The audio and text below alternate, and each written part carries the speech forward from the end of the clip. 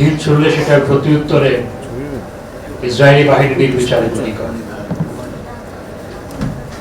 এবং কোন কোন দেশ একদিকে অস্ত্র সরবরাহ করে ইসরায়েলকে, সেই অস্ত্র ফিলিস্তিনিদের নির্বিচারে হত্যা করার জন্য ব্যবহার হয়, আবার সেই দেশগুলো আকাশ থেকে আবার ফিলিস্তিনিদের জন্য খাবার নিক্ষেপ করে। কেমন নীতি আমি বুঝে উঠতে পারছি না। আজকে সমগ্র পৃথিবী ফিলিস্তিনিদের দাবির প্রতি সমর্থন জানাচ্ছে। মার্কিন যুক্তরাষ্ট্রের বিশ্ববিদ্যালয়গুলোতে বিক্ষোভ অব্যাহত আছে। ইউরোপের বিশ্ববিদ্যালয় অক্সফোর্ড, ক্যামব্রিজ সহ ইউরোপের বিশ্ববিদ্যালয়গুলোতে বিক্ষোভ হচ্ছে। মার্কিন যুক্তরাষ্ট্রের MIT, হার্ভার্ড সহ বিভিন্ন বিশ্ববিদ্যালয়, পৃথিবীর শীর্ষস্থানীয় বিশ্ববিদ্যালয়গুলোতে শিক্ষকরাও মাঠে নেমেছে। সমগ্র পৃথিবীতে আজকে ফিলিস্তিনিদের পক্ষে মানুষ সোচ্চার হয়েছে, কিন্তু জাতিসংঘে যখন ফিলিস্তিন রাষ্ট্রকে স্বীকৃতি দেওয়ার প্রস্তাব উপস্থাপন হয়, তখন কোন কোন দেশ ভেটো দেয়। এটি অত্যন্ত দুঃখজনক। আমরা মনে করি ফিলিস্তিন রাষ্ট্র প্রতিষ্ঠার মাধ্যমে বিশ্ব শান্তি প্রতিষ্ঠা করা সম্ভব। বিশ্ব শান্তি প্রতিষ্ঠা করার ক্ষেত্রে ফিলিস্তিন রাষ্ট্র প্রতিষ্ঠা অত্যন্ত গুরুত্বপূর্ণ, কারণ সাধারণ মানুষ দেখতে পাচ্ছে পৃথিবীর মানুষ এখন সমস্ত খবর রাখে। পৃথিবী এখন গ্লোবাল ভিলেজ, কোনো কিছু গোপন থাকে না। আল জাজিরাকে গুড়িয়ে দেওয়ার পরও ফিলিস্তিনে কিভাবে মানবাধিকার লঙ্ঘিত হচ্ছে সেটা কিন্তু গোপন থাকছে না। সামাজিক যোগাযোগ মাধ্যম থেকে শুরু করে সব জায়গায় কিভাবে মানুষের আহাজারি, ছোট্ট শিশুকে বুকে নিয়ে মায়ের আহাজারি, বাবার আহাজারি, সেগুলো দেখলে স্থির থাকা যায় না, কোনো কিছুই গোপন রাখা যায় না। মার্কিন যুক্তরাষ্ট্রে ছাত্রদের কিভাবে পুলিশ পিটিয়েছে সেটি গোপন থাকেনি।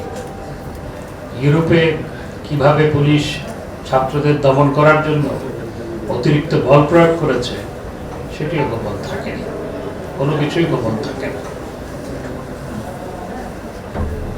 আমি ইন্টারন্যাশনাল ক্রিমিনাল কোর্টের চিফ প্রসিকিউটরকে ধন্যবাদ জানাই যে তিনি নেতানিয়াহুকে গ্রেপ্তার করার জন্য কোর্টের সামনে উপস্থাপন করেছেন। আমরা এই দাবিকে সমর্থন করি। নরওয়ে সহ বেশ কয়েকটি দেশ তারা ঘোষণা করেছে যে বেশ কয়েকটি দেশের পররাষ্ট্রমন্ত্রী পর্যায়ে এবং অন্যান্য পর্যায়ে তারা বলেছে যে নেতানিয়াহু এখানে আসলে গ্রেপ্তার করা হবে। বেঞ্জামিন নেতানিয়াহু এখন মানবতার শত্রুতে রূপান্তরিত হয়েছে। তার পলিটিক্যাল সার্ভাইভালের জন্য সে যুদ্ধটাকে প্রলম্বিত করছে। এখন নেতানিয়াহুর উদ্যোগ এমন পর্যায়ে গিয়ে পৌঁছেছে মার্কিন যুক্তরাষ্ট্রের কথাও সে শুনে না। তবে আমরা আশা করব যে বিশ্ব শক্তিগুলো এই ফিলিস্তিন রাষ্ট্র প্রতিষ্ঠার ক্ষেত্রে এগিয়ে আসবে এবং ফিলিস্তিনের শান্তি প্রতিষ্ঠার মাধ্যমে বিশ্ব শান্তি স্থাপন করার ক্ষেত্রে গুরুত্বপূর্ণ অগ্রগতি অর্জিত হবে। বাংলাদেশের অবস্থান অত্যন্ত পরিষ্কার।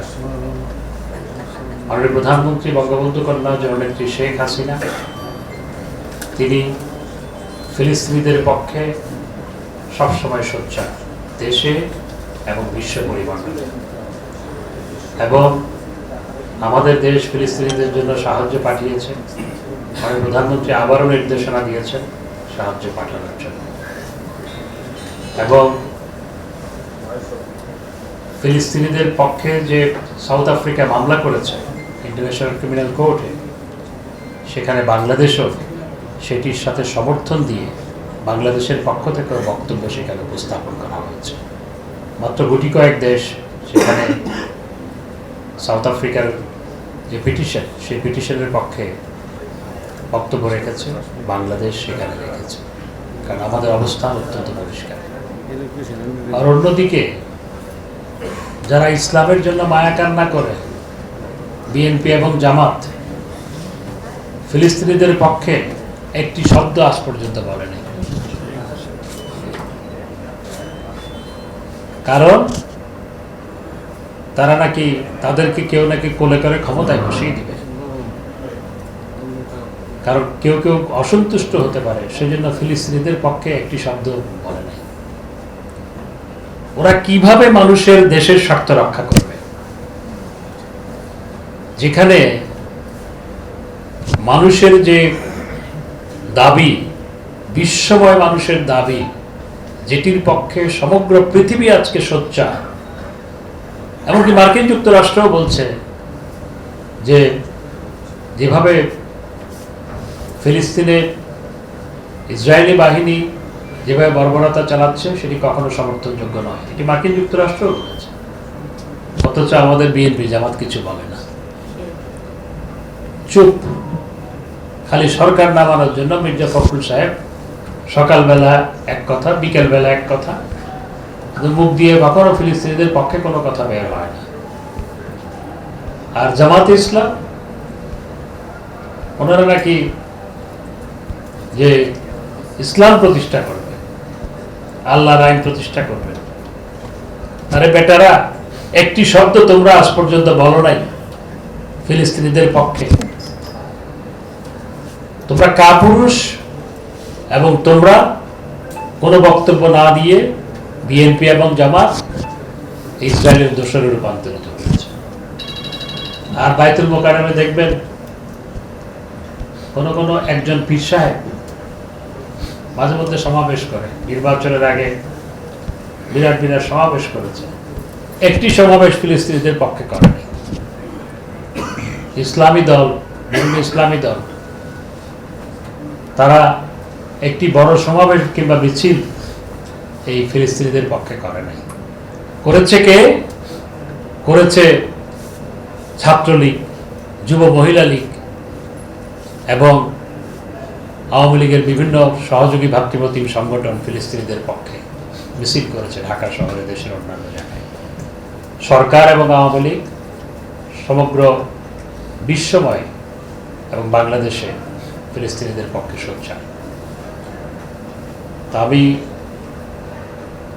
সবশেষে এইটুকু বলবো যে ইন্টারন্যাশনাল ক্রিমিনাল কোর্টে চিফ প্রসিকিউটর নেতানিয়াহুকে গ্রেপ্তার করার জন্য যে দাবি উপস্থাপন করেছেন, সেটির পক্ষে বাংলাদেশের পূর্ণ সমর্থন রয়েছে, এবং আমরা মনে করি যে ফিলিস্তিন রাষ্ট্র প্রতিষ্ঠার মাধ্যমে বিশ্ব শান্তিও প্রতিষ্ঠা করা সম্ভব। আর যারা আজকে ক্ষমতার মোহে, যারা ফিলিস্তিনিদের পক্ষে একটি শব্দ বলে নাই, এই বিএনপি জামাত সহ অন্যান্য কিছু দল যারা ফিলিস্তিনিদের পক্ষে একটি শব্দ বলে নাই, তারা ইসরায়েলের দোসরে রূপান্তরিত হয়েছে, নেতানিয়াহুর সহযোগীতে রূপান্তরিত হয়েছে। এদের মুখোশ উন্মোচিত হয়েছে, এদেরকে চিনে রাখো। আমি আর কথা বাড়াতে চাই না। সবাইকে অসংখ্য ধন্যবাদ।